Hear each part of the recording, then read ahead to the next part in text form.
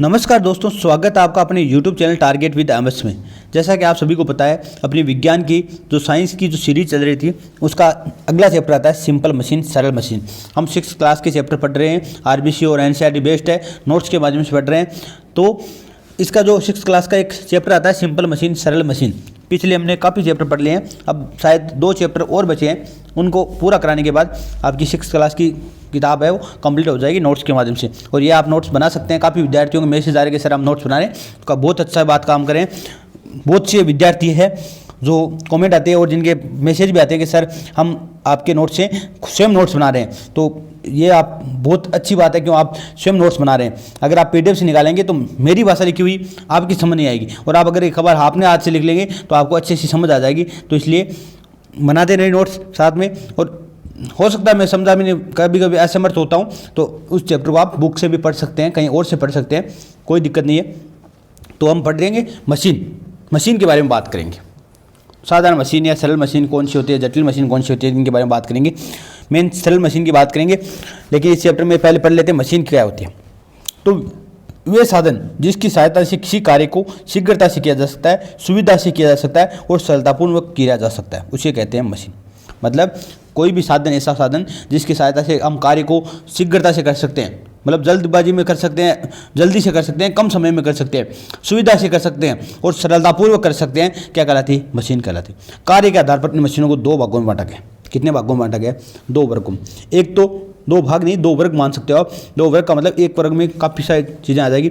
2 वर्ग, एक तो सरल मशीन का वर्ग, एक जटिल मशीन का वर्ग। सरल मशीन क्या है, जटिल मशीन क्या है? तो वे सभी उपकरण जिन्हें चलाने हेतु केवल पेशीय का उपयोग होता है। पेशीय अभी मैंने पिछले चैप्टर में आपको बताया था, बल वाले चैप्टर में मैंने बताया था कि पेशीय क्या होता है। आपने पढ़ा होगा पेशीय क्या होता है। तो देखो मैंने बताया था पेशीय, तो पेशीय वह बल जो मांसपेशियों द्वारा लगाया जाता है। तो सरल मशीन वे है जिसमें पेशीय का उपयोग किया जाता है। क्या कहलाती है? सरल मशीन कहलाती है। देखो नत समतल का मतलब देखो, ये जो जैसे अपनी ये अर्थ है, पृथ्वी है, धरातल अपना, और यहाँ पे ये समतल है, इस प्रकार तिरछा इंक्लाइन प्लेन बोलते हैं, नत समतल बोलते हैं। इस पर कोई वस्तु को आसानी से गुड़काई जा सकती है, लुढ़काई जा सकती है, तो ये नत समतल है। ठीक है, तो इसको बोलते हैं, ये भी एक सरल मशीन है। दूसरा पहिया एवं धुरी, मतलब किसी पहिया के माध्यम से या धुरी के माध्यम से हम कोई कार्य कर रहे हैं, तो वो भी क्या है? एक सरल मशीन है। जिसमें हम जब मान लो पानी निकालना आपको धुरी के माध्यम से, तो आप धुरी पे घुमाओगे, या किसी वस्तु को लुढ़काना है तो उसके पहिए लगा दो, तो ये सरल मशीन है। सब पेशीय कार्य करते हैं। इसके अलावा उत्तोलक के बारे में आगे पढ़ेंगे। लीवर क्या होता है, उत्तोलक क्या होता है। इसके अलावा गिरनी भी आपने देखी होगी पानी निकालने के लिए, तो ये भी क्या है? पेशीय है। इसके अलावा आप पच्चर बोलते हैं, जिसे कुल्हाड़ी और छेनी होती है, पच्चर, जिसको बोलते हैं वेज। क्या बोलते हैं? वेज बोलते हैं। इंग्लिश में बोलते हैं वेज या पच्चर। जैसे ये नहीं होती आप कुल्हाड़ी या छेनी बोलते हैं जिसे आप सामान्य भाषा में, ये भी क्या है? सरल मशीन है। इसके अलावा पेच स्क्रू की बात करें तो ये भी क्या है? कौन सी है? सरल मशीन है। आप जो स्क्रू देखते हैं या जो पेच देखते हैं जिसे वेज बोलते हैं, आप पच्चर बोलते हैं। वेज आकृति होती है इनकी, इसलिए वेज बोलते हैं। पच्चर या कुल्हाड़ी व छेनी में जो पच्चर होता है वो हो गया, नत समतल हो गया, पहिया धुरी होगी, उत्तोलक हो गया, गिरनी होगी, ये सब क्या है? ये सब सरल मशीन है। जैसे आप केरी कट्टा की बात करें तो ये भी क्या है? उत्तोलक के अंतर्गत आता है, लेकिन ये सरल मशीन के अंतर्गत है। जैसे नेल कटर है, ये सरल मशीन के अंतर्गत आता है। तो सभी क्या आएंगे उत्तोलक के अंदर, लेकिन सरल मशीन के अंदर आएंगे। उत्तोलक हम डीपली पढ़ेंगे उत्तोलक क्या होता है। उत्तोलक जैसे हम अगर रेलवे के आपने अगर कभी एग्ज़ाम दिया है, तो रेलवे का 2nd पेपर होता है जो इसका, वो एक असिस्टेंट लोको पायलट का पेपर हुआ था, उसमें 2nd पेपर में जैसे उत्तोलक वगैरह चीज़ें पूछी जाती है। तो दूसरा आता है जटिल मशीन। वह मशीन जिनको चलाने के लिए सरल मशीन के साथ साथ, मतलब जिनको चलाने के लिए सरल मशीन की आवश्यकता तो होगी, इसके साथ कोई विद्युत मोटर, कोई चेन, कोई गियर आदि का उपयोग किया जाता है, जटिल मशीन कहलाती है। मतलब वे मशीन जिसको चलाने के लिए पेशीय बल तो लगेगा, सरल मशीन की आवश्यकता तो होगी, इसके साथ में कोई मोटर लगा दी जाती है, कोई चेन लगा दी जाती है, कोई गियर लगा दिया जाता है। तो इस प्रकार उपयोग किया जाता है जो जटिल मशीन। जैसे साइकिल है, साइकिल में चेन लगी हुई होती है, इसका मतलब ये क्या है? जटिल मशीन हो गई थोड़ी। मोटरसाइकिल है, सिलाई मशीन है, कुट्टी काटने की मशीन है, बड़े बल कारखाने हैं, ये सब क्या है? ये जटिल मशीन के अंतर्गत आएगी।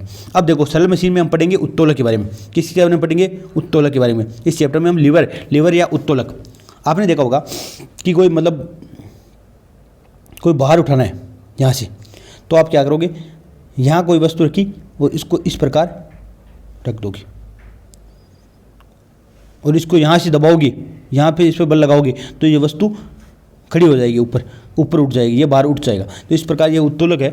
देखो ये आप आकृति में देख सकते हैं। प्राचीन काल से प्रयोग की जाने वाली मशीनों में सबसे सरलतम मशीन क्या है, उत्तोलक है। कौन सी है, उत्तोलक है।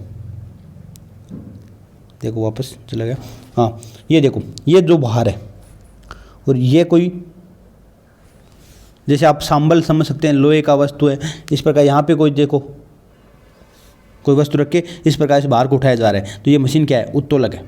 अब देखो उत्तोलक में देखो आपको ये ध्यान में रखना है, ये यहाँ पे तो क्या है, डब्लू है, डब्लू का मतलब वेट बाहर, या आप लोड बोल सकते हैं, एल बोल सकते हैं, मतलब लोड या वेट। यहाँ पे तो क्या है, बाहर।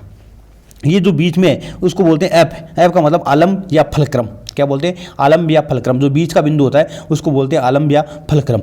और एक तीसरा है ई, ई का मतलब एफर्ट, मतलब आयास या प्रयास। यहाँ पर आप बल लगाओगे, आप प्रयास करोगे, आयास करोगे, एफर्ट करोगे, यहाँ पे आप एफर्ट करोगे तो वहाँ से बाहर उठाई देगा। और बीच में क्या है, आलम्ब है, फलक्रम, ये आयास बिंदु है। क्या है, आयास बिंदु। अब इसका सिद्धांत क्या है, मतलब अब जो आप एक पहले ये बता देता हूँ, जो ई आयास है और जो आलम्ब एफ है, इसकी बीच की भुजा क्या कहलाती है, आयास भुजा कहलाती है, जिसको कैपिटल डी से व्यक्त करते हैं। और जो आलम्ब एप और बाहर है, इसके बीच की जो भुजा है उसको बोलते हैं बाहर भुजा, मतलब इसकी दोनों के बीच की जो लंबाई है इसको बाहर भुजा कहा जाता है। और इसको सामान्य डी से या स्मॉल डी से व्यक्त करते हैं, मतलब आयास भुजा और बाहर भुजा।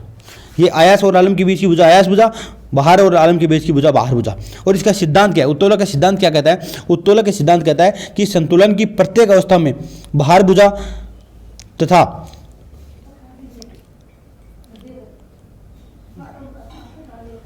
बाहर भुजा का गुणनफल आयास तथा आयास भुजा के गुणनफल के बराबर होता है।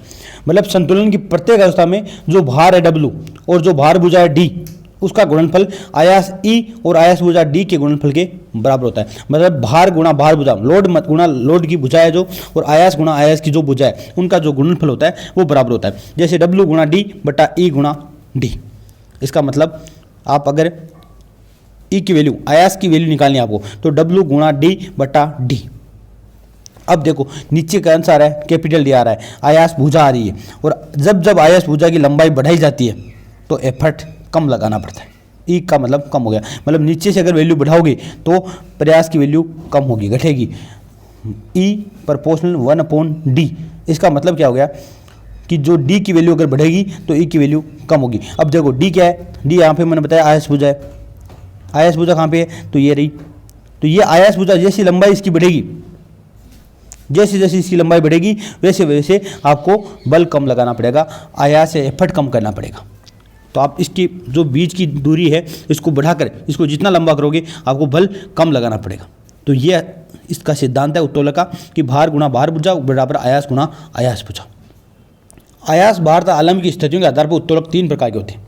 कितने प्रकार के होते हैं, उत्तोलक कितने प्रकार के होते हैं, तो 3 प्रकार के उत्तोलक होते हैं। ये मैं आपको याद रखने की एक ट्रिक बता देता हूँ सीधी। आप एक शब्द याद रख लेना, फ्ली, FLE, FLE। एफ का मतलब फलक्रम, एल का मतलब लोड, ई का मतलब एफर्ट।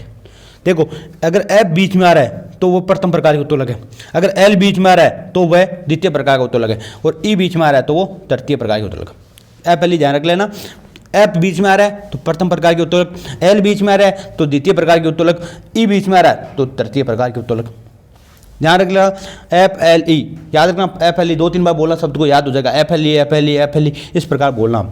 तो प्रथम प्रकार के उत्तोलक, इसका मतलब मैंने बता दिया प्रथम प्रकार के उत्तोलक है, मतलब बीच में क्या आएगा, एफ आएगा। अब देख लो EFW, मतलब ऐसे उत्तोलक जिसमें आलम्ब एफ की स्थिति बाहर डब्लू और आयास ई के बीच होती है। बाहर डब्लू भी बोल सकते हो, लोड भी बोल सकते हो, एल भी बोल सकते हो इसको।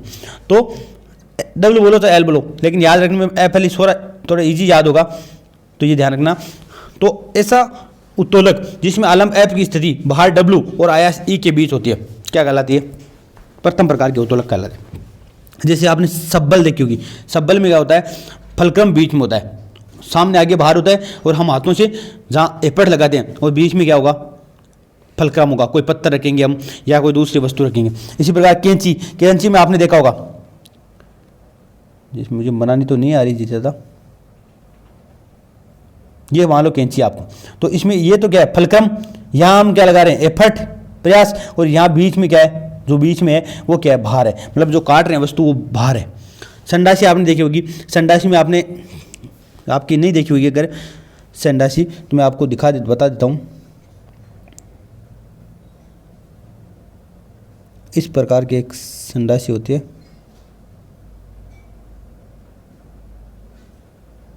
इस प्रकार की होते हैं। तो यहाँ तो बीच में तो क्या होता है एफ फलक्रम, और यहाँ बीच में जो हाथ से यहाँ बल लगाते हैं ये हो गया एफर्ट, और ये बीच में जो है ये कोई किसी डेगची या किसी बर्तन को पकड़ने के लिए, तो ये बीच में क्या हो गया एल लोड, या जिसको वेट बोल सकते हैं, बाहर बोल सकते हैं। तो मतलब एफ बीच में आ रहा है तीन सभी में।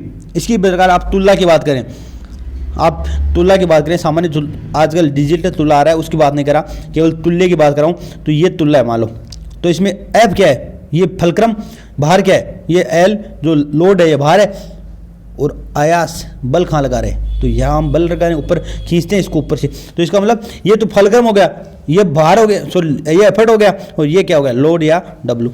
इसका मतलब इसमें भी बीच में आ रहा है। हेड पंप की बात कर लो, हेड पंप भी आपने देखा होगा, जो हेड पंप होता है जो अंदर से पानी खींचता है, तो ये अंदर तो क्या हो गया बाहर, अंदर क्या हो गया बाहर। यहाँ जो फलक्रम होता है और यहाँ वो डंडा लगा होता है, तो इस पर हम क्या करते हैं, इस पर हम एफर्ट करते हैं, ई लगाते हैं, और ये फलक्रम हो गया एफ। तो ये क्या हो गया बीच में आ रहा है या नहीं आ रहा, देखो आप सभी में देखो, प्रथम प्रकार के उत्तोलक जितने भी इनमें देखो सब में बीच में आ रहा है। तो इस प्रकार के उत्तोलक क्या कहलाते हैं, प्रथम प्रकार के उत्तोलक। अब द्वितीय प्रकार, इसके अलावा एक एग्जाम्पल हो रहा है नेल कटर। नेल कटर में भी आपने देखा होगा बीच में फलक्रम होता है, साइड में हम बाहर लगाते हैं, और आगे जो नाखून है वो बाहर है, और पीछे हम एफर्ट लगाते हैं, बल लगाते हैं। द्वितीय प्रकार के उत्तोलक ऐसे उत्तोलक जिनमें अलंब एफ और आयास ई के बीच बाहर डब्ल्यू स्थित होता है। मतलब ऐसे उत्तोलक जिनमें आलम्ब एफ और आयास ई के बीच बाहर डब्ल्यू स्थित होता है। क्या स्थित होता है बाहर, मतलब लोड स्थित होता है, एल स्थित होता है। वही बताया मैंने एफ एल ई, मतलब एफ बीच में, फलक्रम बीच में, तो प्रथम प्रकार के, एल बीच में, द्वितीय प्रकार के, ई बीच में, तृतीय प्रकार के।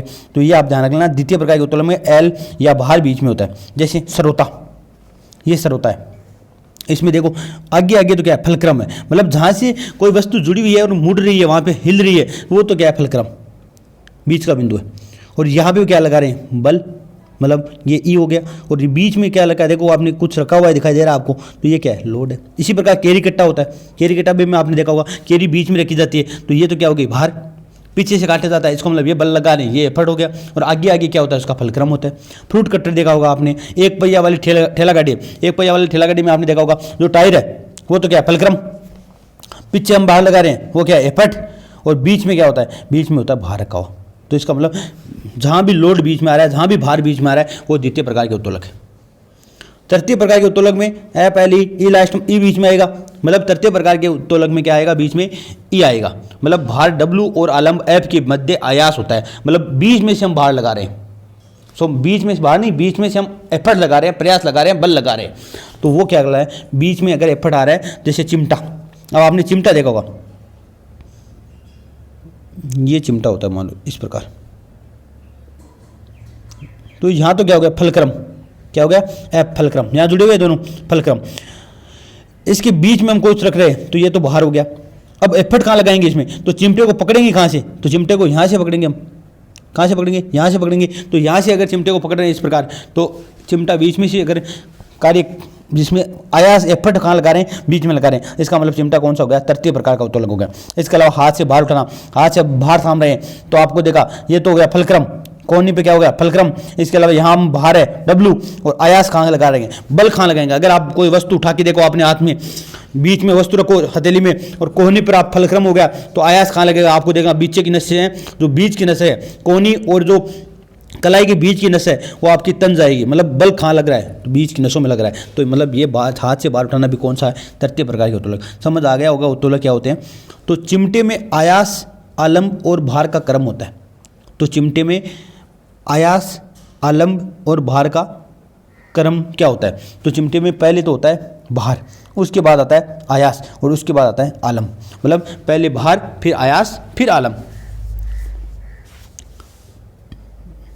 तो आपने मैंने बता दिया, अभी चिमटा को बताया था डब्ल्यू ई एफ, WEF, इस प्रकार चलता है। गिरनी के प्रयोग से बल की दिशा बदल जाती है, जिससे गिरनी को ऊपर खींचने के अपेक्षा नीचे खींचना आसान होता है। ये है, आपको ध्यान में रखना, गिरनी के प्रयोग से क्या होती है, बल की दिशा बदल जाती है। मतलब कोई वस्तु को आप सीधे ऊपर खींच रहे हो, इससे अच्छा है आप जो अभी गिरनी लगी होती है कुएं पर, आपने देखा होगा, उसमें क्या होता है, ये पानी की बाल्टी है, यहाँ मान लो बाल्टी है, अब इसको खींच रहे हैं तो आप एक तो ऊपर खींच रहे थे, ज़्यादा बल लगाना पड़ रहा, अब नीचे खींचने की अपेक्षा आसान हो जाता है। आप अगर इसको नीचे खींच रहे हैं तो ये आसान हो जाएगा। तो गिरनी की वजह से बल की दिशा बदल जाती है, जिससे रस्सी को ऊपर खींचने की अपेक्षा नीचे खींचना आसान हो जाता है। तो ये था आपका चैप्टर है सरल मशीन वाला, ये पूरा होता है। उत्तोलक के बारे में ध्यान रखना, प्रथम प्रकार के, द्वितीय प्रकार के, तृतीय प्रकार के उत्तोलक ध्यान रखना।